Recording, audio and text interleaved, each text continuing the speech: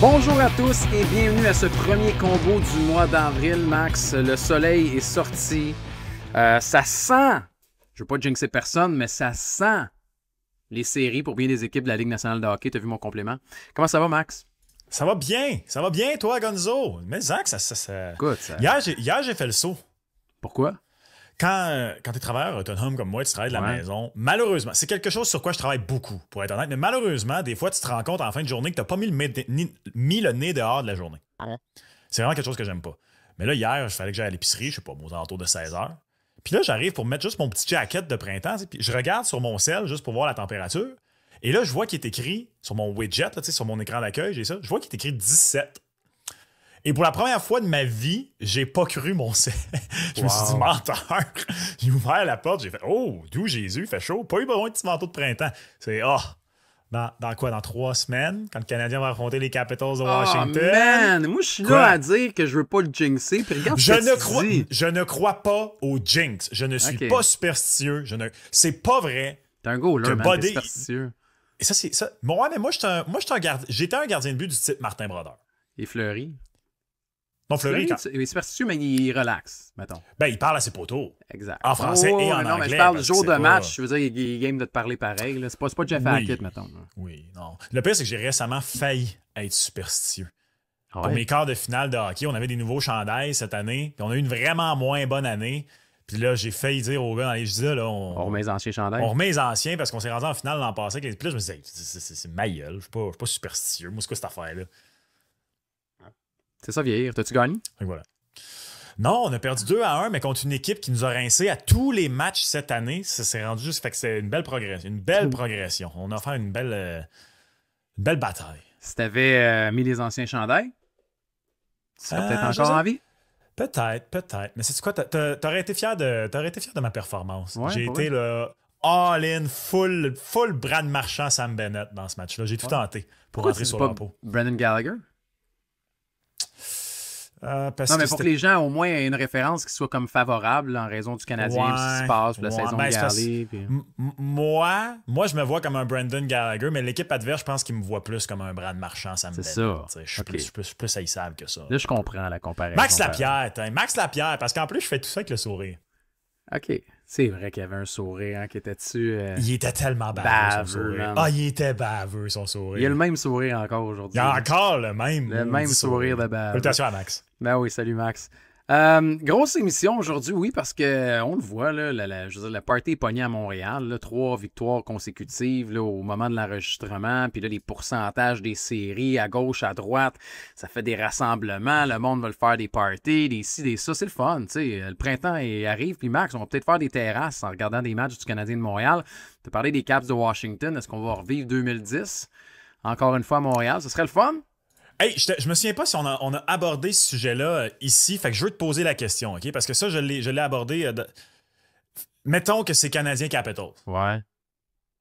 Mettons qu'on oublie ce qui s'est passé en 2010, là, mais juste qu'on remet avant la série.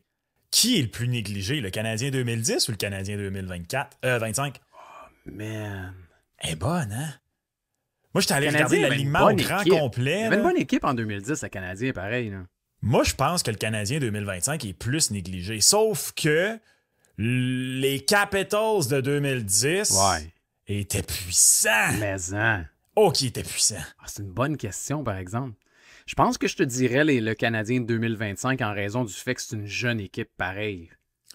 C'est tellement... T'as pas vraiment de deuxième trio. Puis, ben, c'est ça. C'est que je trouve que mettons, tu me donnes le choix entre les meilleur joueur de 25 ou de 2010 en attaque, je prends ceux de 20. Je prends Caulfield, Suzuki et compagnie, même s'ils sont jeunes, avant Gomez, Cammalleri, Junta. Je suis pas mal sûr que je prends Yaroslav Alak avant Samuel Montembeault, mes respects pour Sam. Ben là, Yaroslav de 2010, oui, là, mais comme personne n'aurait pensé qu'Alak aurait pu faire ce qu'il a fait en 2010 aussi. Là, fait que, t'sais... Je pense quand même, avant de savoir ce qu'il faisait, que je prenais peu importe lequel des deux entre Price et Alak avant. Je pense. Mais là, tu as raison, peut-être que je suis influencé par contre par ce qu'il a fait. Ça se pourrait. Inconsciemment, peut-être un peu. On l'est tous. Après ça, la brigade défensive, tu sais, en fait, c'est la profondeur de 2010 versus les meilleurs joueurs. Tu sais, je veux dire, tu prends les Nutsons sur ton équipe avant. Oh, attends. Ah ouais, non, oui, ok, non. Laisse faire. J'allais dire de quoi finalement? J'allais dire, Non, prends-tu le Piqué recrue 2010 des séries ou Hudson, mais tu prends Hudson. Piqué est arrivé juste pour les séries. Il Ouais, n'avait pas mais fait une saison de 60 ouais, points mais comme il recrue. était solide pareil. Ben ouais, mais ça reste que. Mettons qu'en ce moment, on te dit tu as le choix de Piqué Subban qui a joué 2 matchs en 2010. Ben, ou les qui vient faire les séries de cette année. ou Ouais. Hudson. Tu prends Hudson. D'accord, je prends Hudson. Je prends Hudson pareil. Je pense quand même que le Canadien de 25 est plus négligé. Faudrait demander aux gens de mise au jeu s'ils ont encore les codes de 2010. T'as lu dans mes pensées, j'allais dire, si jamais ils ont les codes de 2010, on va les ressortir. C'est sûr, mais j'imagine qu'à quelque part dans un dossier, ils ont les codes de 2010. Puis si jamais le Canadien, je tiens à le préciser, si jamais le Canadien de Montréal fait les séries éliminatoires, ben là, on vous donnera les codes. Je connais quelqu'un chez Mise au jeu qui a des très très bons fichiers Excel. D'après moi, il y a ça quelque part dans un fichier Excel. Tu vois. Ouais, on est bien placé, je te dirais. On est bien placé pour peut-être mettre la main sur cette information-là. Hey, on vous a demandé la semaine passée, vous, là, qui regardez le combo, qui l'écoutez, d'ailleurs, merci d'être là à chaque semaine. Et de deux, le Canadien en série, vous l'avez pris à combien? Vous l'avez pris quand? Est-ce que c'était quand il était à 6, quand il était à 13, quand il était à 20, quand il était à 2? Vous l'avez pris quand? Et Max, on a quelques commentaires. D'ailleurs, moi, j'ai un ami qui l'a pris, là. À combien? 3 semaines, 1 mois. J'ai pas la cote, mais il nous a envoyé aujourd'hui. Je pourrais faire le calcul là, parce qu'il a placé un gros 1, 2, 3, 4, au moins 6 fois. Calcul rapide, là, au moins 6 fois la mise. Puis c'est ça, il a mis un gros montant. J'espère que ça rentrait dans son budget. Puis en ce moment, il y a une belle offre de. Excusez-le, d'encaissement anticipé. Merci, je voulais utiliser notre terme en français pour ça, non pas cash out. Et bref, il y en a d'autres qui ont fait des très bonnes affaires. On a d'abord Chemist Avenge Sevenfold. A7X, c'est l'abréviation d'Avenge Sevenfold. Ben ouais, un fan d'Avenge. Bon, c'est bien. 25 $ en décembre. S'il se classe, plus 500. Wow! Ouf, pour un petit 25, ça se prend bien. Mais tu sais, il y en a beaucoup. Moi, je sais qu'il y en a beaucoup pendant la saison qui m'envoyaient leur pari. Puis, tu sais, autant que... Ça, bravo à vous, parce que, tu sais, qu'il y a du monde qui le font systématiquement à chaque début de saison ou qui le font à chaque année aussi. Puis, sûrement que si vous êtes une de ces personnes-là, vous avez fait rire de vous cette année.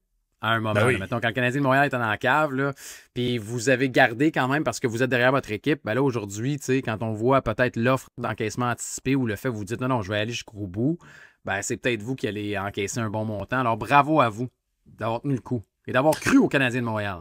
Si vous avez toujours pas encaissé, moi, en ce moment, je vous dis, rendu faites-le là... pas. Ben non, faites-le pas. Quoique, tu sais, mettons, mon ami avec son gros montant, personnellement, je le prendrais, mais bon. Sors les montants, là. Non, mais dis-nous la vérité, là. Je veux dire, après ton ami, c'est 225. 225 $ il a bêté là-dessus. Exact. Puis là, en ce moment, il nous l'a envoyé en date d'aujourd'hui. L'offre d'encaissement anticipé est de... Oh boy, excusez, il y a eu 150 messages dans le groupe chat depuis. Je leur Mais disons qu'il a eu à 6 fois la mise. Fait qu'il va faire, mettons, un genre de entre 1003 et 1005 là, dans ce coin-là. Je l'ai retrouvé. 671 en ce moment. L'encaissement anticipé. Versus le rendement qui serait de quoi, 1300? Près de 1282. Exact. Fait que, tu sais, moi, j'y vais, man. Tu raides en ligne rendu là? Ben oui, let's go. Le Canadien de Montréal a un des calendriers les plus favorables. Il vient de gagner 3 games en ligne. Il y a des games à la maison. Moi, j'y vais. Moi, OK. Es-tu d'accord avec moi sur cette affirmation-là? Fait que là, Flyers samedi. Ouais. Predator dimanche. C'est qui déjà mardi? C'est une autre équipe? Détroit? Bon. Ouais. Moi, j'avais dit, après les 2 victoires contre les Panthers, s'ils gagnent les 4 prochains matchs contre des équipes qui doivent, en théorie, entre grosses guillemets, battre, sont qualifiés. Parce qu'après ça, tant qu'à moi, tu as besoin de 2 points sur 8 pour finir l'année. Mais Max, si tu gagnes tes 3 prochains matchs, il te reste 4 matchs après. Là. Ben, c'est ça que je dis. Puis tu vas être à 88 ou à 86. Tu sais, puis non, écoute, si tu gagnes, si tu gagnes Flyers, Nashville, Détroit, d'après moi, t'es in. Parce que là, le Canadien de Montréal est à peu près à quoi? On va revenir sur les pourcentages là, très bientôt, mais tu sais, c'est fou, là. Fait que, non seulement t'es in, mais justement, là, après ça, si tu réussis à battre soit Ottawa, soit Chicago, puis regarde, tu peux toujours battre Toronto, sait-on jamais, là. Peut-être que tu te donnes l'opportunité que le match contre les Hurricanes, peut-être même le match contre Chicago, soit valent plus rien dire que tu sois déjà qualifié, et peut-être tu donnes ces 2 matchs-là à Dobèche, puis tu dis à Monty, ose pas, mon Monty. Ah ouais, let's go. Strom's pas, 2 jours de repos.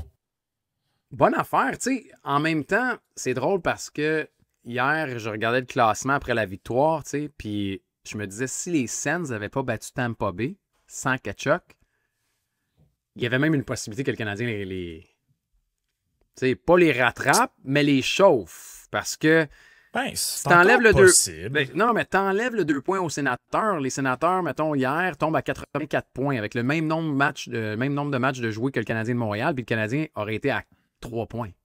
C'est vrai. Tu sais, 3 points, c'est pas beaucoup, là. Puis il te reste un match contre Ottawa en plus.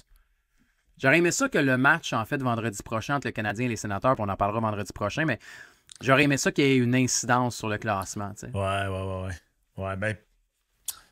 Écoute, un bon vieux match de 4 points. Hein, c'est juste, en fait, je vais te la poser la question. La raison pour laquelle je pensais à ça, puis c'est drôle parce que j'en parlais avec mes amis, c'est parce que, puis là, on est dans la supposition. Là, si le Canadien avait pu devancer les sénateurs, c'est fait en sorte que les Caps commencent les séries contre les sénateurs et que le Canadien commencerait, mettons, contre les Leafs. Tu sais, si les Leafs finissent premier.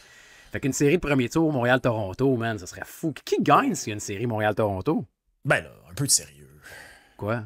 C'est Toronto. Ah, ça reste Toronto, Max. OK, ceci étant dit, par contre... T'aimes-tu mieux pogner Washington ou Toronto? Washington. Hein? Ouais. T'aimes mieux pogner Washington que Toronto? Attends, laisse-moi... D'un point de vue purement fan de hockey, j'aime mieux que Toronto pogne Ottawa. Je le sais qu'elle est le fun, la rivalité Montréal-Toronto, mais... Puis surtout, tu sais, moi, un enfant des années 90, tu sais, souviens-toi, les dernières années pré-lockout, il y avait eu au moins 2, si c'est pas 3 ans de suite, des batailles de l'Ontario en série. Puis là, c'était un peu l'inverse de ce que c'est aujourd'hui. Ouais. C'était les Leafs qui sortaient les sénateurs. Puis moi, j'adorais les sénateurs à l'époque. Ça me fendait le cœur. Mon meilleur ami, en plus, était fan de Toronto. Pourquoi il était fan de Toronto quand t'es jeune? Bizarre, ça. Es-tu encore dans ta vie? Ben non, mais parce que j'ai déménagé souvent. Là, mais sinon, je suis pas mal sûr que je serais encore ami avec. Là. J'aimais beaucoup mon ami Tiggy. Qu'est-ce que tu veux? Salutations, Tiggy, mais on a des conversations à avoir. C'est parce que pour ma génération, hein, on était tous fans d'une autre équipe. On a grandi à l'époque où le Canadien avait Oleg Petrov et Brian Savage en première ligne. C'était pas fameux. Sergei Zoltok, puis... Ouais, c'est ça. Bref, ça pour dire que aussi, en raison de lister... Tu sais, comme je te dis, moi, on dirait beaucoup depuis qu'il y a la possibilité Caps, Canadien, premier tour, Caps, 2010. Premier... pour elle, moi, je suis vraiment là-dedans, comme...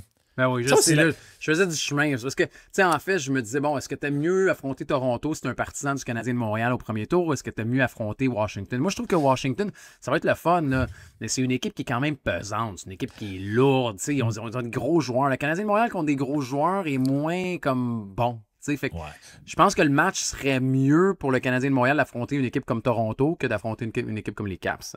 D'un point de vue purement hockey, je te donne raison. D'un point de vue purement hockey, je te donne raison. Puis aussi parce que, tu sais, ce sont les Leafs. S'il fallait juste que la série parte de Toronto 1-1, whoop 2-2, là, il va se créer quelque chose. Mais de toute façon, ça n'arrivera pas. Si le Canadien rentre en série, c'est contre les Capitals de Washington. Ouais, je suis d'accord. En raison, en plus, de cette fameuse victoire d'hier des Sénateurs contre le Lightning de Tampa Bay, qui allait très bien en plus, puis qui a perdu une game en raison de Linus Ulmark. Puis, tu sais, quand Tkachuk n'est pas là, t'es supposé gagner quand même. Alors, à suivre. On avait-tu un autre commentaire avant de passer à la petite mise à jour sur les... Ouais, mais c'était quelqu'un d'autre qui, lui, l'avait placé à un 100$ à 8,5 fois la mise. Avant la saison. Oh, wow! Ben oui. Justin Desize, ben regarde, Desize, il était fou. Il était complètement fou. Il y a cru. Ben là, rendu là, toi, vas-y, oublie ça. Ben oui. Justin, tu vas avoir une première ronde super, pour vrai. J'espère qu'on ne jinxe pas le Canadien de Montréal. C'est une PlayStation 5, ça, c'est le fun. Mais, un petit 850$. Faites-vous un budget, Max le disait, hein, c'est important pour les séries éliminatoires pour votre fin de saison. Tu sais, des fois, tu te dis, là, attends un peu, là, moi, 8.5, puis à 6, puis à 6, moi, je vais me reprendre, je vais me refaire. Vous ne ferez pas avec le Canadien de Montréal en série. Là. Ça donne rien, vous ne vous referez pas avec le Canadien de Montréal en série.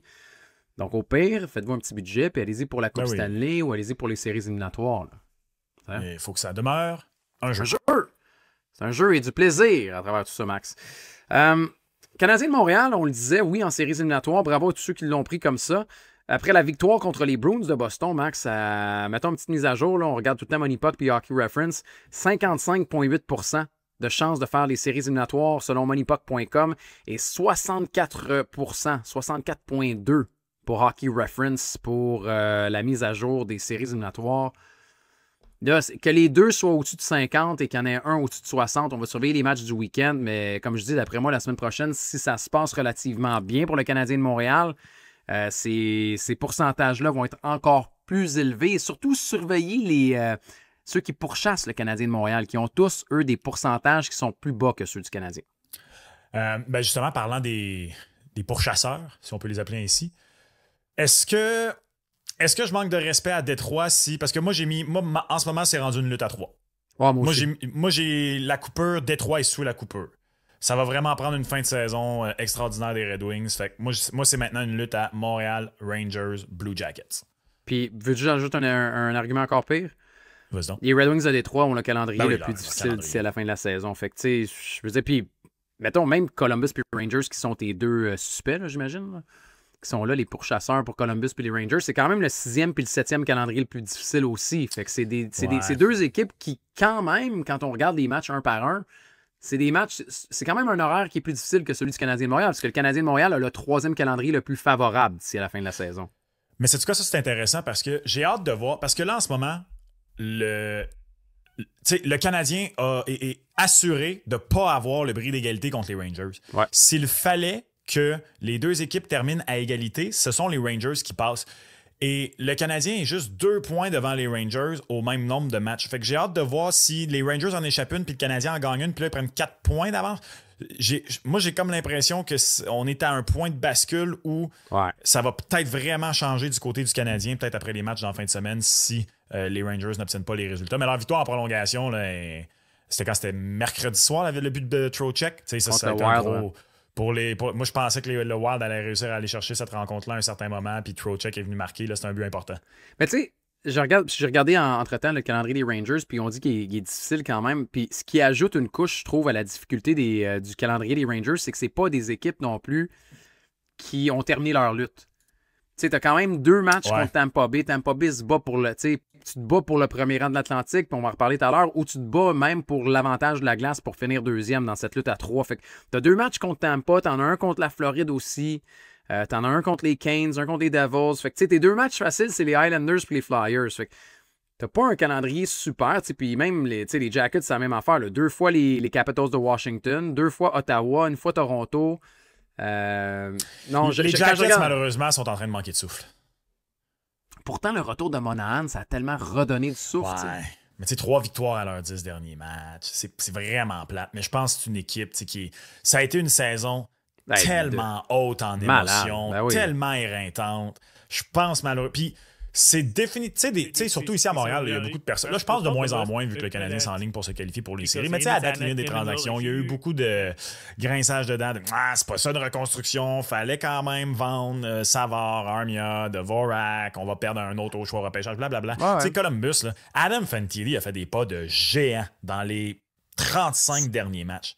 Puis ça, c'est bon. T'sais, on est en train de voir le gars que certains disaient qu'il aurait peut-être été repêché premier au total s'il avait été né quelques jours plus tôt à son année de repêchage. Pour Columbus aussi, c'est de la grosse expérience qui est rentrée cette année. Puis c'est pas une saison de perdu. Non, t'as raison. Monahan, je veux dire, est tombé. Puis comme tu dis, Fantilli au moins jouait avec Marchenko et avec Voronkov. Puis ça a permis à des gars comme Ken Johnson également, qui était dans la maison à Chine l'année passée. Puis là, finalement, a eu un plus grand rôle cette année. Ils ont des bons jeunes joueurs. Je veux dire, Matechuk a joué à défense aussi. Lucas Delbel-Bellouz aussi qui a eu un rappel. T'as des bons jeunes qui ont débarqué, qui ont pris de l'expérience. Le seul problème, c'est Caden Lindstrom. Là. Donne des Midov à Columbus, puis à Montréal, on pleure. Là. Je suis mal placé pour parler parce que je pensais puis je voulais que Lindstrom soit le choix du Canadien l'an passé. Hey, je l'aimais moi aussi. Là. Parce que j'étais convaincu que... Moi, j'en reviens pas encore que Demidov... Moi, il était mon choix au 5e rang. Au 2e rang, pardon. Si bien que quand ça a été annoncé, la loterie, je me souviens, un de mes amis qui suit plus les espoirs m'a envoyé un autre, le profil Hockey DB de Demidov en disant fais connaissance avec ce gars-là. J'étais comme, le Canadien se repêche 5e, pas 2e. On repasse la capsule du combo de l'année dernière et je me rappelle que je t'avais dit qu'il y avait une sérieuse chance que Demidov glisse. Je me rappelle que tu y croyais pas. Tu voulais pas y croire, on dirait que c'est comme non. Le partisan en toi voulait refouler ça parce que tu voulais pas cet enthousiasme-là qui allait peut-être t'habiter. C'est... Tu voulais pas te rendre là, hein? Ben, c'est surtout que on est passé de me traiter de Grinch à tout bout de champ à soudainement, c'est quoi? Moi, je suis Bilbon Saké qui part à l'aventure, là, tout heureux. Non, mais blague à part, j'aurais vraiment cru sur... Parce que, tu sais, il commençait déjà à avoir des rumeurs que Michkov allait s'amener beaucoup plus tôt que prévu l'an passé, à ce stade-là. Et on disait de Demidov qu'il était Michkov sans, un, les craintes qu'il reste longtemps à cause de son contrat, et deux, sans les problèmes qui viennent avec. Je me disais, les équipes vont avoir appris. Il n'y a personne qui va le laisser passer. Ouais, au pire, si Chicago le laisse passer, Anaheim le laisse pas passer. Ouais, non, mais attends, non. Puis je me rappelle, on a vu la conversation. Je te disais, Pat Verbeek, c'est pas du genre Demidov. Pat Verbeek était plus... le Pat Verbeek, là, hein, regarde. Ben, ça te prend des joueurs de talent. Okay, y a-tu pris Demidov? Non, il a. Ben non. Il a pris Beckett Seneke. Puis si ça n'avait pas été Beckett Seneke, moi je me disais, un gars comme Lindstrom, à la limite, aurait pu y aller. Ou est-ce qu'ils vont prendre un défenseur à la place? Ils vont prendre, tu sais. Fait que c'était Columbus, là. Mais Columbus, après, on a dit, hey, on veut un joueur de centre, Let's go. Allez-y. Jamais repêché en fonction de besoin. D'ailleurs, c'est quoi? C'est la semaine passée qu'on a entendu dire que finalement, Lindstrom s'en allait dans le circuit universitaire américain pour l'année prochaine. Ben oui, j'ai vu ça passer. Ouais, c'est une année perdue complètement. Vraiment. Mais bon. Fermeture de la parenthèse sur Demidov. Et félicitations à tous ceux qui ont pris ces beaux paris pour le Canadien de Montréal. Avec tous ces chiffres-là, je pense qu'on commence, en tout cas, ça commence à être un peu plus encourageant et positif là, pour les séries éliminatoires et la suite des choses pour le Canadien de Montréal. Max, Lane Hutson. Je veux dire, on n'a pas... Lane Hutson encore, puis on en a parlé beaucoup cette année, hein, puis on en a parlé beaucoup pour le Calder, on en a parlé beaucoup également pour le total de points, on y reviendra, mais en raison de, je dirais, c'est quoi on avait dit, les montagnes russes de la semaine dernière avec le tableau des cotes pour les séries éliminatoires du Canadien de Montréal, on a décidé de sortir 2 tableaux où c'est un peu la même chose aussi cette semaine, et on va commencer avec le Calder. Parce que ça aussi, ça a été des montagnes russes quand même, jusqu'à ce que finalement, on lui octroie, ou presque aujourd'hui, là, 1,08. 1,08. Hey man, 1,08. Rappelle-toi, puis c'est fou pareil, là. Je veux dire, au mois de novembre, regarde, le plus haut, ça a été 25 fois la mise. Et même ceux qui, au début de la saison, Hudson, il était quoi? Il était 3e ou il était 4e de mémoire là, sur le... J'ai en tête 4e, derrière Stankoven et Mishkov. Et Celebrini. Ouais, excuse, c'est ça. J'ajoutais ça à Celebrini. Alors, tu sais, 9 fois la mise pour ceux qui l'ont pris au début de la saison, ou 7,50, là, puis on voit les différentes variations. Ça, encore une fois, on vous félicite pour ceux qui ont eu la partisanerie, le flair, la confiance pour se ranger derrière Lane Hutson. Moi, Gonzo, j'ai, entre guillemets, sauvé les meubles, je pense. C'est pas fait encore. Bah, non, mais là, c'est comme... À 1,08, c'est ce qu'on appelle un gimme dans le jargon. Ouais. Donc, parce que là, si on regarde à nouveau notre tableau, là, probablement que quelque part entre le 13 et le 21, la cote avait un peu oscillé et pas passé direct de 2,75 à 2 parce que moi... Elle a été à 2,50, je te le confirme. Ben c'est ça, c'est parce que j'ai pas... En tout cas, j'essaie de regarder vite, là, puis il a pas l'air d'être écrit la date où j'ai pris mon pari, mais bref, parce que les deux, on avait pris Macklin Celebrini quand il était blessé, que la cote avait monté à 6. Et là, toute l'année, comme je dis souvent répété à cette émission, moi, c'est réglé. Puis là, il y a une couple de semaines, je me disais, calique, je pense que... Fait que là, j'ai fait des petits calculs dans ma tête. Et j'en suis arrivé à me dire, sais-tu quoi? Je suis assez confiant que c'est entre les deux, parce que là, déjà, Dustin Wolf commençait à baisser. Fait que je suis allé mettre un plus gros montant sur... C'est risqué, hein? Si vous faites ça, il faut que vous restiez dans votre budget. Comme Gonzo dit, c'est pas dans le but de sauver les meubles. Mais là, j'ai regardé mon affaire, je me dis, je suis allé mettre un montant un petit peu plus élevé sur Hutson, au point où, peu importe lequel des deux l'emporte, je suis gagnant. Et là, je suis pas mal convaincu que c'est Hutson. C'est ça la clé. C'est que, tout est une question de moment. Je vois pas ça comme j'essaie de pouvoir rattraper mes pertes parce que tu as utilisé l'intelligence à te dire, OK, c'est une course à 2. Donc, c'est une course à 2. J'ai pas le bon cheval. Je vais essayer de voir si c'est pas un, c'est l'autre. Donc, je vais essayer de pouvoir... à la limite, c'est quasiment si des fois, tu vas diviser ta mise du début de la saison sur 2 personnes. Exact. Ouais. C'est la même chose. C'est tout à fait la même chose. Et puis, ben comme je dis... honnêtement, là, je veux dire... disons que c'est à quoi? 99%? Parce que pour elle, une saison historique comme ça, dans le marché montréalais... Parce que non, moi, mais là, je sais pas toi, mais... il fait le tour. Là, je veux dire, c'est Chris Chelios cette semaine qui en a parlé. Puis, je veux dire, là, tu t'es rendu plus loin que Lidstrom. Puis, j'ai regardé cette semaine, puis dans le top 15 des meilleures saisons là, pour un défenseur recru, mis à part, je pense, c'est Quinn Hughes qui est 15e de mémoire, là. Les autres, c'est tous des années 70 puis 80. Le seul autre qui est là, c'est Lidstrom, qui était en 91-92. Fait que ça fait longtemps. Là, je veux dire, Larry Murphy, là, il va sûrement battre le record de passes là, de l'histoire de la Ligue nationale de hockey. Fait que quand tu es rendu à dire que c'est pour l'histoire de la Ligue nationale de hockey puis que tu dépasses des grands, Oui, c'est des saisons, super belles saisons de la part de Celebrini, de Wolf, de Mishkov et compagnie. C'est une belle cohorte là, cette année. Mais Hudson, ce qu'il fait à sa première saison, faut y donner. C'est magique. Là. D'ailleurs, te souviens-tu ce que j'avais dit ici à cette émission au début de la saison? Oui. Que ce serait la meilleure... Non, que ce serait la meilleure course au Calder depuis 2005-2006. C'est une belle course. Une très belle course. Moi, je pense que je me donne raison. Ben, écoute, honnêtement, j'ai le goût de te donner raison. C'est juste que j'essaie de me repasser les courses. McCarr on avait parlé, là, bien. mais... McCarr c'était bien. Est-ce qu'il y avait une si bonne course que ça entre Matthews et Laine parce que les deux n'avaient mis 30 dedans? Hey, je me rappelle pas, Max. Je me rappelle pas tant que ça. Moi, vraiment, c'est une course mémorable. Puis, tu sais, c'est parce que pendant longtemps, l'argument pour garder Celebrini devant était oui, mais il a été blessé, il est au point par. Tu sais, en ce moment, là, Celebrini est à 0, puis, ouais, aussi. Mais il est à 0,86 points par match. Hudson est à 0,83. Fait que même si Celebrini était à 75 matchs en ce moment, il serait probablement à 63 points, tu sais. Max, je vais te donner un autre argument pour Hudson, puis je trouve que, puis je suis d'accord avec toi, je pense qu'on est à une période où il n'y a même plus à avoir tant d'arguments que ça, mais Celebrini joue pour une équipe qui ne joue pas du hockey significatif. Puis depuis le retour des 4 nations, le Canadien joue du hockey significatif. Hudson ne joue même pas de son bord, il joue encore 22 minutes, puis il ramasse plus d'1 point par match. Fait que, tu sais, on le dit souvent, mais ça doit être pris en considération. Tu joues à la maison, tu joues sur la route, tu joues pas de ton bord, tu joues du hockey significatif, puis tu continues à faire ce que tu fais. Pour moi, il n'y en a plus de lutte, c'est Hudson. Là. On est d'accord.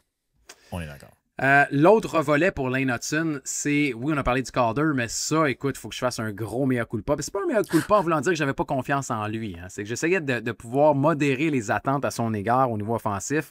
C'est la variation du nombre de points, plus ou moins, pour Lane Hudson. Regardez ça. Début de la saison, plus ou moins 39,5 points. Max, il l'a quasiment doublé. Il l'a quasiment doublé. Là. Aujourd'hui, si vous voulez parier là-dessus, il faut savoir si Lane Hudson va faire plus ou moins 69,5. Mais au début de l'année, c'était 39,5. J'avais hâte à ce moment, Gonzo. Pourquoi? Parce que je sais pas comment l'algorithme TikTok fonctionne, là, mais depuis 2 semaines... Ça, plein de messages. J'arrête pas de recevoir des commentaires sur la vidéo dans laquelle tu me traites de fou de lui aller au-dessus de 39,5. Puis moi, je dis, j'y en donne 42. Mais sais-tu quoi? Ouais. Moi aussi, je me fais roaster d'y avoir donné 42. Fait que là, regarde, je voulais te laisser aller. Je voulais faire un beau TikTok. Ça va être ça cette semaine. Mais à culpa, honnêtement, si vous étiez de ceux qui le voyaient faire au-dessus de 60 points, bravo. Mais honnêtement, moi, j'ai pas entendu personne le faire au début de l'année. Pour vrai, personne. Là, vous voulez nous roaster, let's go, man. On est capable d'en prendre. J'ai aucun problème à dire que j'avais en dessous. Puis je l'ai bien. Puis si vous écoutez bien les paroles, mis à part juste le plus ou moins, là, je vous explique que c'est pas parce que j'ai pas confiance au gars offensivement puis que je sens que ça va être un gars qui va vraiment beaucoup contribuer éventuellement. Mais je disais que je pouvais vous donner moins que 39,5 parce que je voulais pas y en mettre trop dans son assiette. Puis je disais, la première vague, puis tout ça. C'est pas parce que je suis un hater de Lane Hudson. Moi, mec, j'en ai reçu des messages. Moi, ouais, t'es ici, t'es. Ben, arrête, là, pour vrai. Puis si t'en as prévu 60, là. Bravo d'un, comme tu dis. Puis sinon, ben, tu sais, c'est facile de se bomber le chest après. Hein. Très facile. Je vais demander les reçus parce que nous, dans la nature de notre travail, les reçus sont en ligne. Là. Je veux vos reçus. Envoyez-moi où vous avez fait on veut vos prédictions. Ça va me faire plaisir de vous donner toutes les fleurs que vous méritez. Ceci étant dit, il faut quand même donner une chose. Là, c'est que là, c'est une saison d'exception. Puis c'est pas une saison d'exception pour une recrue à Montréal. C'est pas un cas de « on sait bien, les partisans montréalais s'excitent parce que ça fait 30 ans qu'ils n'ont pas de joueurs de... » Non.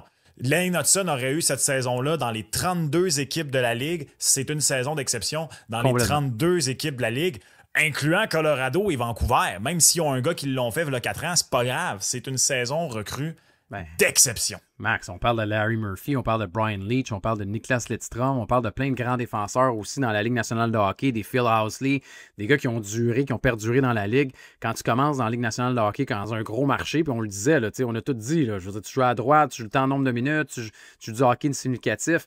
Puis même, je pense que ceux qui ont suivi le combo aussi depuis le début de la saison, vous aurez cru remarquer qu'on est des fans de Lane Hudson, là, quand même on le louange souvent. Fait que c'était pas qu'on est des détracteurs de Lane Hutson parce qu'on leur a donné quarantaine de points. Là. C'est parce que c'est une réalité complètement différente au début de la saison. Là. Puis c'est beau ce qui se passe. Puis il faut être content de ça aussi. Puis c'est normal que le partisan du Canadien de Montréal le célèbre. Ça fait longtemps qu'on n'a pas eu un joueur comme ça à Montréal, Max. Ben, Piqué Souban. Oui, je comprends ce que tu dis, mais écoute, Lane Hutson va faire pas mal plus de points que Piqué Souban. Je suis 100% Parce que c'est pas le même d'accord. type de défenseur, mais tu voulais un quart arrière, puis Piqué, c'est un joueur qui était super excitant aussi, puis qui faisait lever tout le monde de son siège, mais pas de la même manière. T'sais. Lane Hutson, écoute, mais de la même manière, ça n'a jamais existé. C'est pas compliqué. Non. À Montréal, en tout cas. Pas chez le Canadien de Montréal. C'est le meilleur depuis Piqué, offensivement parlant. Après ça, parce que sinon, je veux dire, Montréal a eu un corps arrière du moins plus durable encore plus longtemps en Andrei Markov. Mais là, on est dans une catégorie 500% différente. Markov, c'était 100% cérébral. Il y avait respectueusement, parce que c'est un de mes joueurs préférés que j'ai vu à Montréal, du moins, il est dans mon top 5 de mes joueurs préférés du Canadien. Il n'y avait pas grand-chose de spectaculaire dans le jeu de Markov. T'sais. Il faisait de la magie sans avoir le wow factor qu'a Hutson a. Parce que ses passes transversales qui faisaient un avantage numérique ou des fois son sens d'anticipation, sa vision, c'était une grande intelligence Markov, mais il le faisait sobrement. T'sais. C'était all brains. Au risque de justement, regarde, je vais sonner comme un hipster qui essaye de faire croire à quelqu'un que la musique qu'il écoute est plus intelligente et tout ça. Là. Mais Markov, si t'étais un amateur du dimanche, là, un casual, c'était pas un des joueurs que tu remarquais le plus. Non.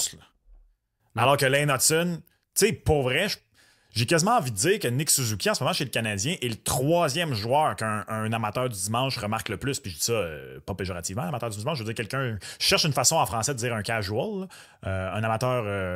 un partisan moyen. Moyen, c'est ça. Qui regarde pas tous les matchs. Bref, tu sais, Caulfield est de même. Caulfield, là, tu le remarques instantanément, peu importe que tu suis le hockey ou pas. Si je demande à ma blonde de nommer des joueurs du Canadien, le Caulfield, là, parce qu'elle dit comme ça me fait bien rire. Et un des premiers maintenant. Exactement. C'est les premiers qui sortent. Oui, parce que c'est pas des joueurs qui sont flashy. C'est pas des joueurs comme, tu sais, c'est Suzuki, oui. C'est encore une fois, tu sais, c'est pour ça que Martin Saint-Louis a parlé de l'ordinateur élite qu'il a dans la tête. C'est pour ça qu'on parle d'intelligence. Jeudi soir. Habituellement, quand cette cuillère-là était là, c'était souvent un tir par la suite dans la lucarne, mais là, c'était une cuillère et une remise. Donc, c'est comme s'il avait pris la cuillère et qu'il avait donné à manger à son fils ou à son chum. Là. C'est différent.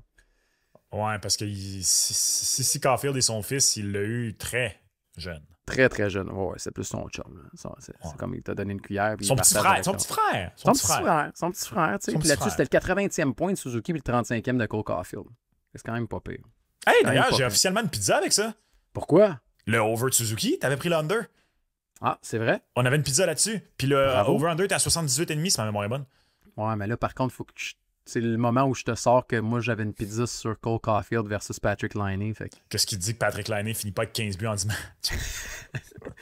Ça, c'est officiellement pas fini. Qu'est-ce qui me dit? Rien. Qui me le dit, moi?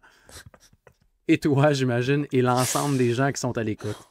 T'sais. Mais on fera le compte après, Max. C'est pas grave. C'est pas grave. Ouais. Hein? Moi, tout content de finalement gagner une pointe. J'ai remis ça dans la fin. Ouais, mais moi aussi. Non, mais écoute, il va falloir qu'on aille les manger. De toute façon, ces pizzas-là avant. C'est chien, ça, Stan. C'est chien. On regardera. On regardera. T'es-tu confiant en terminant sur Hutson, peut-être, parce qu'on en a beaucoup parlé cette semaine aussi, puis on revient tout le temps au fameux prochain contrat. La fameuse hiérarchie salariale chez le Canadien de Montréal, puis on dirait qu'au début, c'était comme un lock, c'était comme on disait, ben là, c'est sûr qu'il va être en dessous de Suzuki, puis là, OK, il va être comme au montant de Suzuki. Non, mais on aurait pu faire un tableau avec ça aussi, avec des dates, s'il y avait eu des cotes. Puis là, c'était comme, OK, non, il va faire en bas. Ah, il va faire égal à Suzuki. OK, il va faire plus que Suzuki. Et là, c'est rendu combien il va faire de plus que Suzuki, tu sais.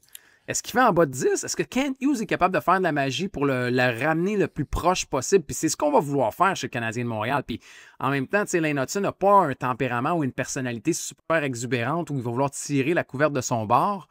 Est-ce que c'est correct? Est-ce que finalement on se dit le plafond monte, donc tout monte? Est-ce que tu le vois où, mettons, au niveau du salaire? Au même contrat que Nick Suzuki. Pas plus haut? Dans les faits. Dans les pourcentages de cap salarial. Et voilà, 8,9. Non, c'est pour dans 2 ans, c'est 10. C'est 10 piles. Non, parce que c'est le pourcentage. Non, mais Nick et Cole sont à 8,9 le présentement. Excuse, tu veux dire pourcent? Oui, 8,9 OK, excuse-moi. Je pensais que tu disais 8 points, donc 8,9 millions.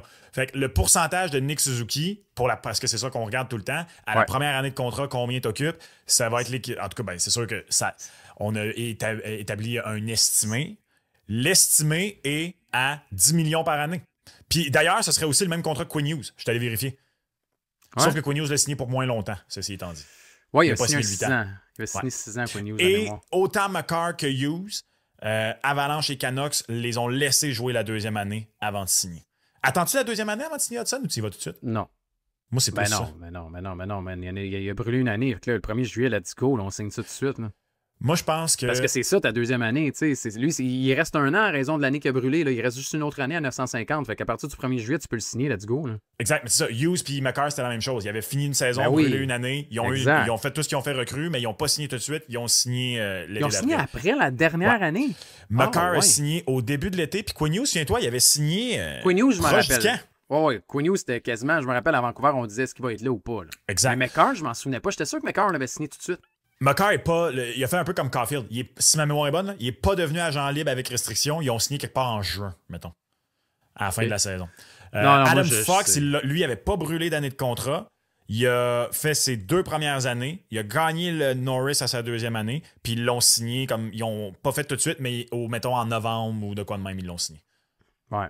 Mais t'auras pas le choix. Moi, je pense que, pour vrai, honnêtement, c'est peut-être un vœu de la part de bien des partisans du Canadien de Montréal, mais en raison de la personnalité de Lane Hutson, j'ose espérer, puis je me dis, peut-être que c'est. Kent Hughes est tellement persuasif ou bon en négociation que je crois qu'on va être capable de le ramener, mettons, plus proche de Nick que du 10 millions. Est-ce que ça va être une agence aussi? Oui, mais est-ce que ça va être autour de 8,5? Tu sais, si t'es capable d'aller chercher, mettons, un Lane Hutson là, autour de 8,5 ou 8,75. Quel deal! Man, ça va être un deal incroyable, là. 9 millions et demi, j'appellerais ça un deal. Est-ce que lui, il va vouloir rentrer dans la chambre avec un contrat de 10 millions dans la poche? Ben là, oui. Oui, mais non, mais en voulant dire ce que tu veux construire à Montréal au niveau de la culture, de la structure, de la hiérarchie, c'est ça qu'ils vont y vendre, Kent Hughes puis Gorton. Puis je comprends, puis même moi, je suis d'accord. Je veux dire, oui, OK, vends-moi ta hiérarchie, vends-moi ta structure, mais je veux dire, on s'entend que maintenant que toutes les données qu'on connaît, puis avec le plafond salarial qui monte, c'est pas vrai que je vais signer au même prix que Cole Caulfield ou de Nick Suzuki qui a signé en 2021. On est en 2025. C'est pas juste ça. Il fait mieux que ces gars-là faisaient à leur âge. En plus. De façon substantielle. Moi, ce que j'ai hâte de voir, c'est que si tu le signes cet été, je pense qu'il y a beaucoup plus de chances que tu l'aies à un deal que si tu attends l'an prochain. Fait que tu y vas, toi, avec. Oui. Écoute, moi, pour vrai, si c'est 8 ans, 80 millions, je le signe pareil. Moi aussi. Parce que le couteau. Moi, il y a beaucoup de personnes. J'ai fait une vidéo récemment sur ma chaîne YouTube à ce sujet-là, puis il y a beaucoup de gens qui disent il n'y a pas de presse, prends la chance que l'an prochain il fasse un petit peu moins bien, puis tu l'aies à 9 millions. Je dis c'est parce que c'est un argument. Il est valable. Sauf que tu prends aussi la chance que ce soit l'inverse, que dès l'an prochain, il fasse 80 points. Puis là, il t'en coûte 11,5. L'année prochaine, Max, il va avoir la première vague en partant. Pas juste ça, Suzuki va être meilleur, Caulfield va être meilleur, Slav va être meilleur, Demidov arrive, Demidov débarque. Oui, l'équipe va être meilleure parce que, idéalement, tu vas avoir un deuxième joueur de centre puis tu vas avoir Demidov qui débarque. Fait que c'est quand même 2 joueurs de top 6 de plus. Puis tu as la confiance aussi où tu as joué un premier calendrier complet dans la Ligue nationale de hockey. T'es là, tu le sais que tu es capable, puis tu as la première vague en partant, puis c'est même pas une question. Fait que moi, je suis très confiant de le signer 8 ans. Pourquoi t'attendrais pour le baisser? Honnêtement, tu peux... Je veux dire, tu sais ce qu'il va te donner. Moi, j'ai confiance en Lane Hutson à long terme. Fait que pourquoi j'irais risquer une année de plus quand je le sais que je veux le signer 8 ans? Tu le signes tout de suite, comme tu as fait avec Goulet, comme tu as fait avec Slav aussi. Puis ils vont jouer leur. L'année prochaine, il va jouer une dernière année à 950 000. Puis l'année suivante, tu iras avec un contrat qui va être bon. T'sais. Moi, je le signe tout de suite. Penses-tu qu'il y a une possibilité qu'il signe un contrat pont, entre autres, comme Wyatt Johnston? Ce serait pas. Ce serait pas l'idéal. Ce serait pas l'idéal. Non, ce serait pas l'idéal. C'est sûr que tu vas le payer plus cher. Puis encore, je vais aller plus loin.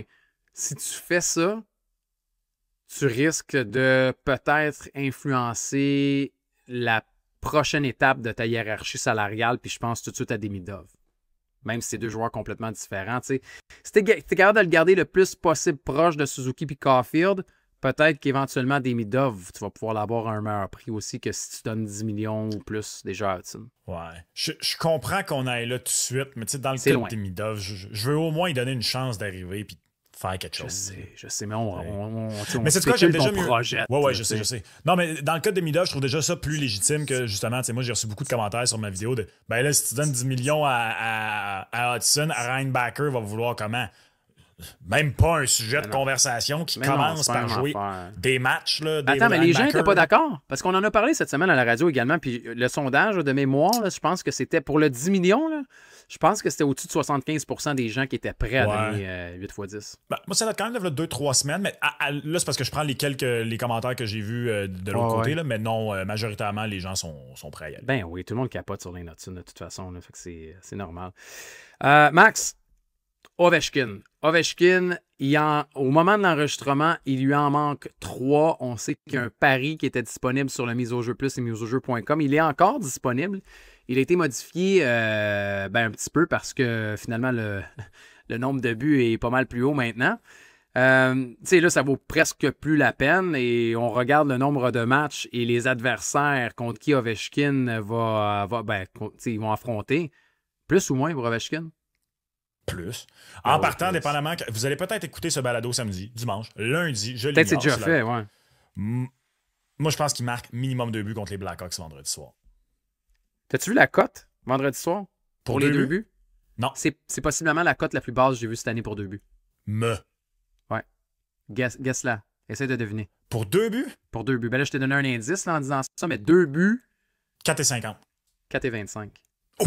J'ai jamais vu ça. J'avais quasiment le goût d'y aller avant que tu me dises ça. Perso, Max, là, cette année, je suis allé souvent pour 2 buts de Draisaitl, sur la route, parce que ça rentrait souvent. Puis, habituellement, c'était des cotes de 6,50, 6,75. Hey, 2 buts d'Ovechkin, vendredi soir contre les Hawks, c'est 4,25. Il a marqué 15 buts en 25 matchs en carrière contre les Blackhawks de Chicago. Je vraiment... Écoute... Tu sais, j'en ai souvent parlé. Là, un de mes meilleurs amis est un gros fan d'Ovechkin. Ça fait 20 ans que je le connais. Il est là depuis le jour 1. Puis c'est une soirée spéciale vendredi pour lui. Là. Il nous a écrit, il sort les grillades sur son barbecue. Puis il écoute ce match-là. Puis là, ça va être comme ça, je pense, pour le reste des matchs. Là, il savoure, là, puis il fait bien. Mais pour moi, ce n'est que formalité. Max, hey, t'as Chicago. OK, oui, tu joues la Caroline dans les matchs qui restent. Mais sinon, t'as 2 fois Columbus, 2 fois les Islanders. Puis t'as les Penguins de Pittsburgh à la fin de la saison. Tu as des équipes qui sont permissives. Là. As-tu vu passer d'ailleurs la stats qu'il pourrait égaler le record dans le même nombre de matchs? Ça n'a pas de sens, ça. Gretzky a obtenu son 894e. 94, hein, c'est ça. Il est à 3 de le battre, 2 de l'égaler. Okay, c'est ça. Exact. Il l'a fait en 1487 matchs et Ovi est à 892 en 1485. C'est fou. C'est incroyable. Mais là, vendredi soir, je pense que Gretzky est dans le building. Là. Oui, ça a été annoncé que là, il avait commencé la tournée. Là. Le pèlerinage. Bravo à Gretzky sur celle-là. Il y avait les Traveling Jaggers, maintenant il y a le Traveling Gretzky pour Ovechkin. Tu sais, je veux dire, restons loin de la politique. Là. Wayne Gretzky n'est pas la personne la plus populaire présentement au Canada. Mais ceci étant dit, je vais au moins lui lever ma casquette sur celle-là parce que moins dans le hockey, mais tu sais, entre autres, c'est surtout au basket. Puis, des fois, là, les anciens joueurs sont réticents à faire battre leur record. Ils vont arriver avec des choses comme il n'aurait pas pu faire ça dans mon temps et tout ça. Fait que je dois quand même dire bravo à Gretzky d'être gracieux dans le fait que son record va être battu. Après ça, certains diront ben c'est sûr, il y en reste 800 autres records, fait qu'il peut en perdre un. Oui, vous avez raison, mais ça reste que il est pas obligé bravo à lui. Non, c'est ça, mais bravo à lui d'être de son bord. Puis aussi, moi, ce qui m'a toujours le plus impressionné d'Ovechkin, puis on en a déjà parlé, fait que je m'éterniserai pas là-dessus, mais quand j'entends des gens dire hey, après ça, Austin Matthews va challenger le record, allez voir le nombre de buts que Ovechkin a fait passer l'âge de 30 ans. Ben oui. C'est 400 cucs. Gretzky, c'est 100 quelques. Ou 200 quelques, là, je ne l'ai pas devant moi. Et puis, pas juste Gretzky. Là. Regardez la trinité des snipers. Là. Ovechkin, Bossy, Brettol. Là. Malheureusement, des buteurs élites, la majorité de leurs buts sont marqués dans la vingtaine. La raison pourquoi Ovi va battre le record, c'est parce qu'il n'a jamais cassé. Il a maintenu son rythme dans la un peu comme Tom Brady au foot, en fait. Il y a un parallèle à faire là de façon complètement différente. Là. Mais c'est ça qui est arrivé à Ovechkin, c'est qu'il n'a jamais ralenti. Fait que peu importe qui, dans les 30 prochaines années, va avoir une belle vingtaine où est-ce qu'on va dire, oh, il pourrait peut-être battre le record de Ovechkin. Moi, je vais pas embarquer dans le train. Je vais pas embarquer dans le train tant que je vais pas le voir marquer 45-50 buts à 31, 32, 33, 34 ans. Et en plus de ça, pas juste ça, de rester en santé. Ben oui. Parce que, je veux dire, oui, tu peux avoir un rythme. Là, tout le monde dit, ah oui, mais Austin Matthews est le seul qui a le rythme et la moyenne pour ça. Ouais, mais il a quel âge? Puis, il est-tu en santé? Austin Matthews est déjà blessé souvent à l'âge qu'il a. Fait qu'Ovechkin, 39 en 59 là, au moment de l'enregistrement. 39 en 59. Il challengerait Léon pour un autre Maurice Richard s'il s'était pas blessé. Sais-tu qu'est-ce qui est le fun de l'année de contrat qui lui reste aussi? J'ai regardé ça cette semaine. Vas-y donc. C'est que les quelques grincheux qui en veulent à Ovi de battre le record de Gretzky vont dire « Ouais, mais avec son année dans la WHA, Gretzky est encore en avant. » Avec la saison qu'il vient de connaître, moi, j'écarte pas la possibilité que l'an prochain, il en marque une autre, parce que c'était 46 buts son année en Association mondiale. J'écarte pas du tout la possibilité qu'il batte ça aussi l'an prochain. Oui, mais c'était l'Association mondiale, puis on pourrait juste dire, OK, mais Ovechkin a eu combien de conflits de travail? Je suis d'accord. Je ne fais que m'adresser aux détracteurs du Great Eight. Il y en a de moins en moins. Regarde ce qu'il a fait avec Fleury, puis regarde ce qu'il a... Oh non, arrêtez. Là. Ah non, il y en a. Ben oui, mais c'est ça. Mais il y en a quand on va au détracteur d'Ovechkin, ben là, c'est souvent parce qu'on retourne à la politique aussi. Fait que, tu sais... Si la politique, mais... Oui, si on reste strictement au hockey, c'est... Pas tant. Tu peux pas... Non, mais je comprends qu'il y a des gens qui voulaient pas qu'il batte le record de Gretzky parce que Gretzky est un joueur qui est super important puis ils voulaient garder le record à Gretzky. Mais je trouve qu'avec les années, les détracteurs d'Ovechkin ont diminué, disons-le ainsi. Moi, pour ma génération, OK, qui... Ovi et Sid sont arrivés quand je commençais le secondaire. C'est comme c'est les premiers joueurs que c'est vraiment, comme, entre guillemets, nos joueurs. T'sais. Ceux qui sont vraiment des gros fans de Ovi et ceux qui sont vraiment des gros fans de Crosby. N'ont jamais concédé un pouce à l'autre. Puis moi, les quelques gigantesques fans de Crosby que je connais grincent encore des dents. Je comprends. Tu vois, tu me l'expliques d'une manière différente. Moi, je le voyais plus avec le record de Gretzky. Mais c'est vrai que les pros, c'est Nick Crosby. Puis en même temps, c'est la même chose de l'autre côté. Là. Moi, j'en connais des pros Ovechkin qui détestent Nick Crosby. Puis qui le trouvent chialeux, puis qui le trouvent ci, puis qui le trouvent ça. Mais c'est ça une belle rivalité là, aussi. Là. Exact. Moi, quand j'étais jeune, je suis de la génération qui a grandi au foot, Brady Manning. Puis moi, j'étais fan de Brady. Quand j'étais jeune, là, je voulais rien savoir de même concéder que Peyton Manning était un grand... Là, j'ai vieilli et tout ça. Et en plus, Peyton Manning, soyons honnêtes, il est vraiment le fun. Il est dur à haïr comme gars. Fait que je suis reconnaissant d'avoir vécu ça. Puis je concède que ça a été une des plus belles rivalités. Puis que Peyton Manning, c'est un grand. Mais il y en a qui font pas ce pas-là. Puis c'est correct, là, je dis pas ça pour me mettre par-dessus eux. Moi, c'est que j'ai perdu beaucoup d'esprit partisan vieillissant. Là. Je pensais que tu allais dire j'ai perdu beaucoup d'amis à cause de ça. C'est pas pour ça que j'ai perdu des amis, Gonzo, c'est autre chose. Bref, tout ça pour dire qu'il y a des gros fans de Crosby que je connais qui sont même pas... Il y en a un en particulier, là, ils trouvent toutes sortes de façons pour dire que c'est pas si impressionnant que ça, le record d'Ovechkin. Bon, on ira prendre une bière, ça va être le fun. Division Atlantique, Max, maintenant. Division Atlantique, tu as parlé d'Austin Matthews, on a parlé d'Austin Matthews. C'est comme un peu, je trouve que c'est une des luttes dont on parle pas assez, parce que cette année, c'est sûr qu'à Montréal puis au Québec, on parle plus du Canadien de Montréal puis des séries éliminatoires. On a même parlé de la course pour les cartes sauvages dans l'Ouest, puis on dit « Ah oui, l'Avalanche va peut-être commencer contre les Stars », mais on a une super lutte dans la Division Atlantique, dans la division du Canadien de Montréal, puis c'est une lutte à 3 équipes. Je la trouve belle, je la trouve comme enlevante. Est-ce qu'elle va être comme ça jusqu'à la toute fin? J'ai comme l'impression peut-être qu'on est en train de perdre les Panthers. Oui. Mais là, en raison des blessures aussi, là, on s'y attendait peut-être un peu.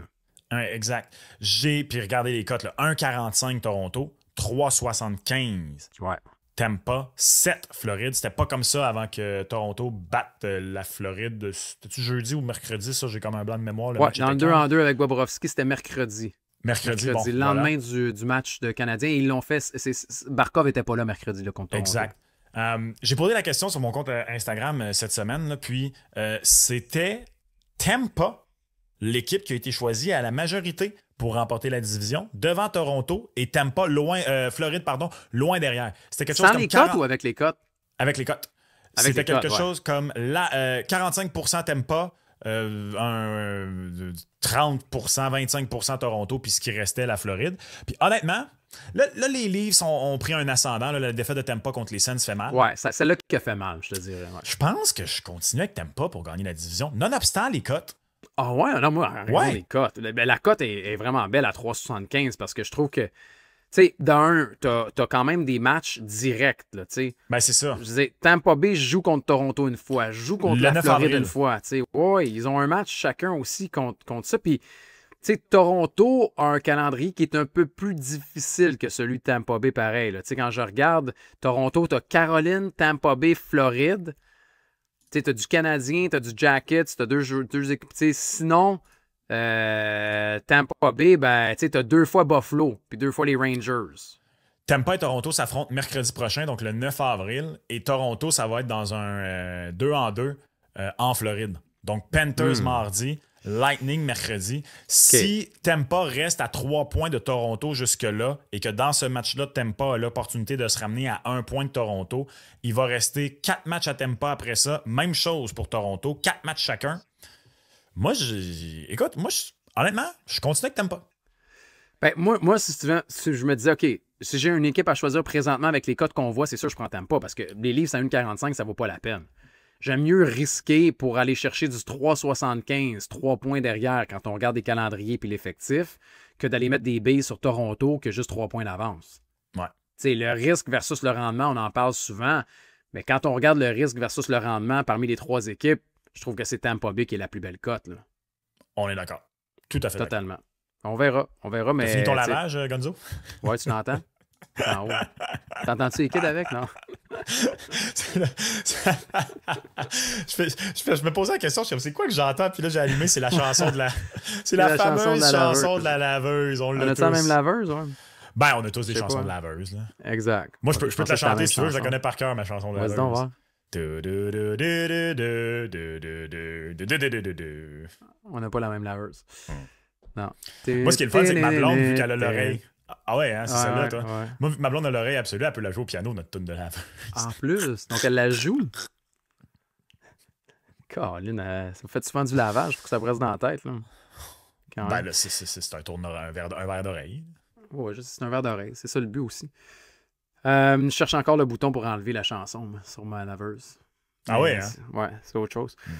Max, Canadien, week-end crucial, week-end aussi où tu dois faire l'accumulation de points, un 2-2 avec un voyage inexplicable, aller-retour, Nashville aussi à travers tout ça.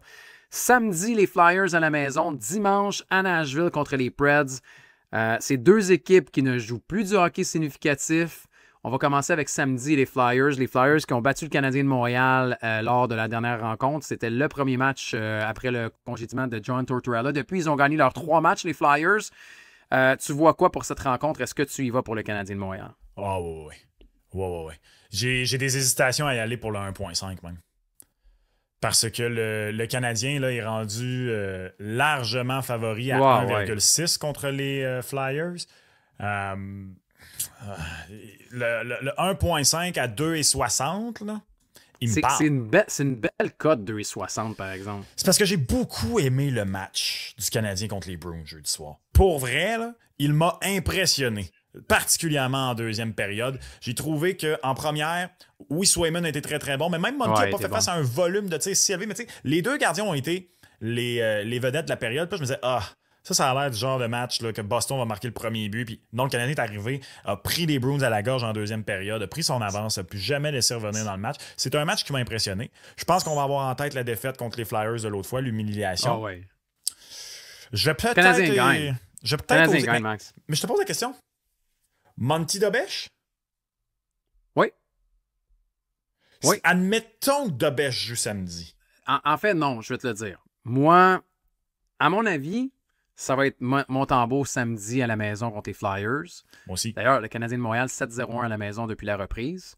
Tu vas donner ce match-là à Montembeault et Dobèche va avoir dimanche à Nashville dans le match le plus difficile en raison du voyagement, en raison de tout ce qui se passe. Mais Dobèche va être devant le filet dimanche contre les Preds, à mon avis. Admettons qu'il y avait à jouer samedi. Ça change-tu quelque chose sur comment tu évalues le match?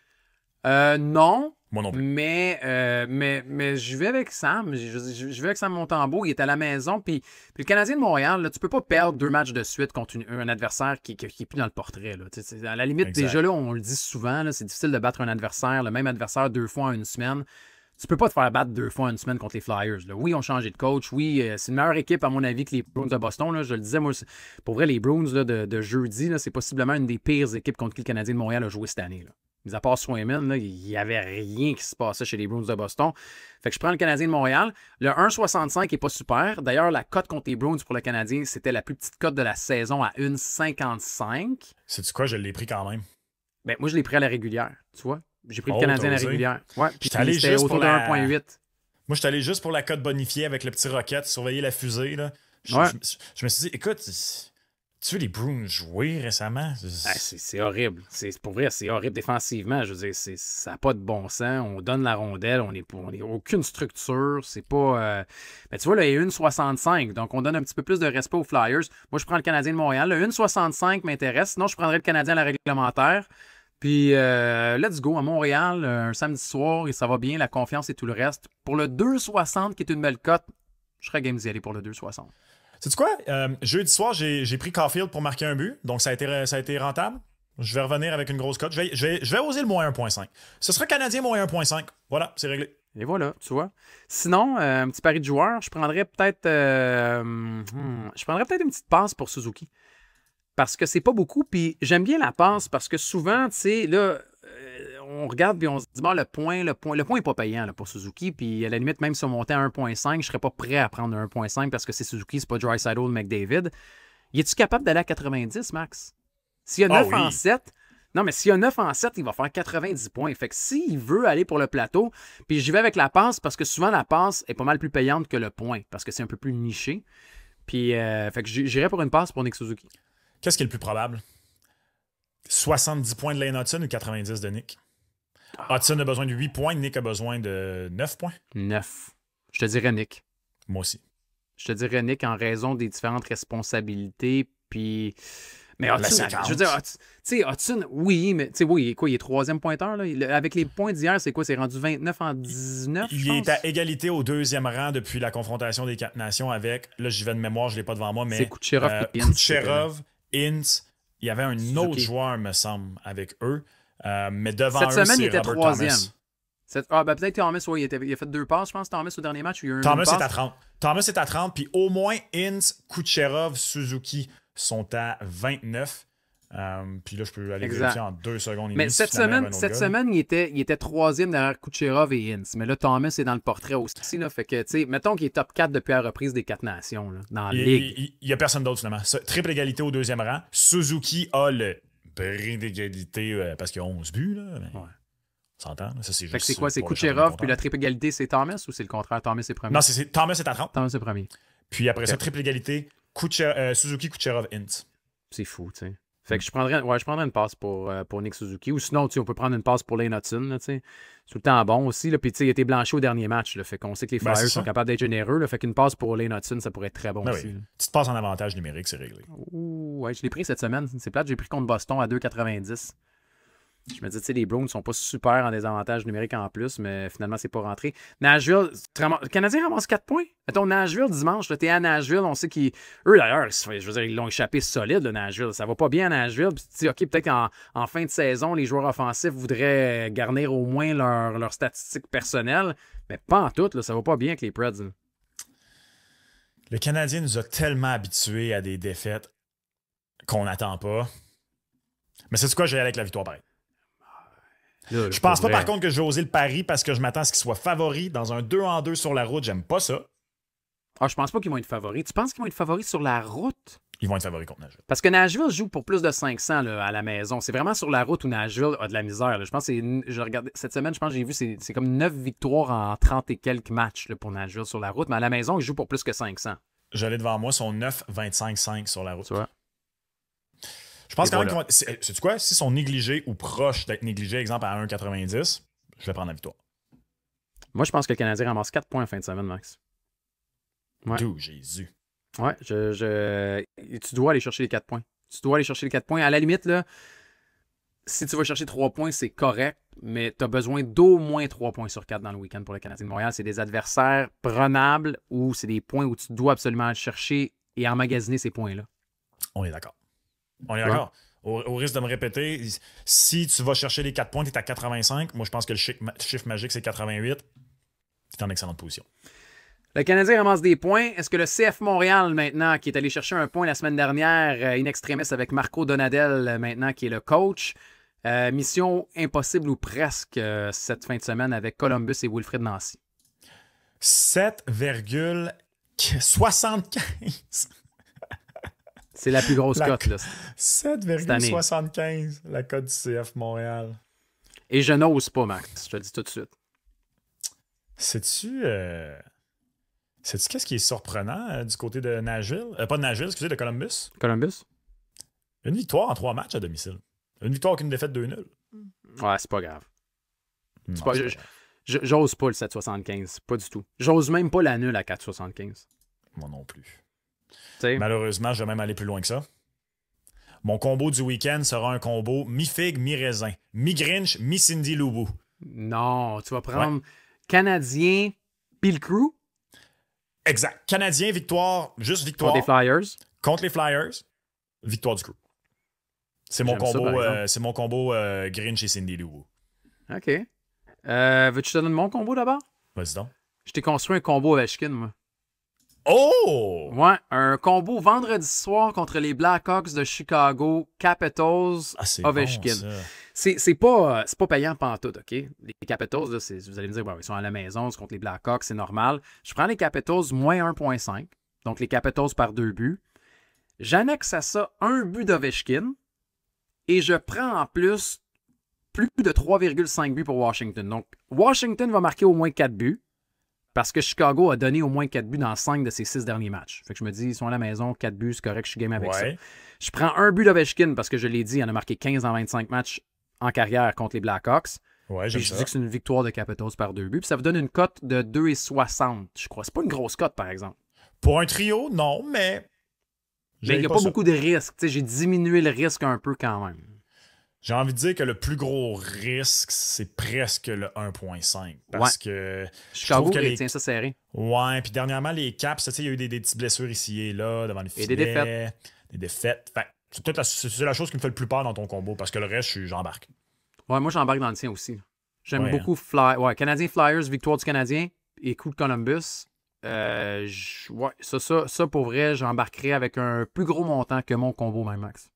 C'est plate, hein, parce que j'aurais aimé au moins une fois cette année profiter d'un combo fusé, c'est-à-dire une victoire du Canadien et une victoire du CF Montréal, parce Ouais. qu'on sait que les cotes des deux équipes sont bonifiées.